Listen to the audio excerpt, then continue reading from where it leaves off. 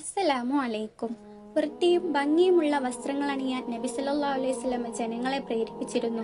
വൃത്തിബോധം കാത്തു സൂക്ഷിച്ചിരുന്ന നബി സല്ലല്ലാഹു അലൈഹി വസല്ലം അവസരത്തിന് യോജിച്ച വസ്ത്രങ്ങളായിരുന്നു ധരിച്ചിരുന്നത്.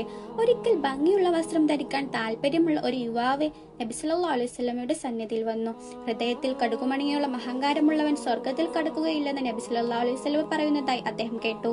അന്നേരം അദ്ദേഹം ചോദിച്ചു, നബിയെ, വസ്ത്രവും ചെരുപ്പുമെല്ലാം നല്ല നിലവാരമുള്ളതാവാൻ ആഗ്രഹിക്കുന്നത് അഹങ്കാരമാണോ?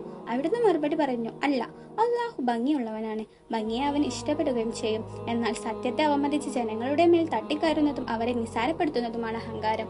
നബി സല്ലല്ലാഹു അലൈഹി വസല്ലമയുടെ വാക്കുകൾ അദ്ദേഹത്തിന് ഏറെ സന്തോഷം പകർന്നു. അവിടുന്ന് വീണ്ടും കൂട്ടിച്ചേർത്തു, അഹങ്കാരമോ ധൂർത്തോ വരാതെ നിങ്ങൾ വസ്ത്രം ധരിച്ചുകൊള്ളൂ. ജനങ്ങൾക്കിടയിൽ അഹങ്കരിക്കാൻ വേണ്ടിയുള്ളതും അമിത വിലയുള്ളതുമില്ലെങ്കിൽ സുന്ദരമായ വസ്ത്രങ്ങൾ അണിയുന്നതിൽ തെറ്റില്ലെന്ന് ആ യുവാവ് മനസ്സിലാക്കി. അന്നു മുതൽ സംതൃപ്തിയോടെ വ്യത്യസ്തമായ വസ്ത്രം അദ്ദേഹം ധരിച്ചു തുടങ്ങി. വില കൂടിയവ വാങ്ങിയില്ല. ജനങ്ങൾക്കിടയിൽ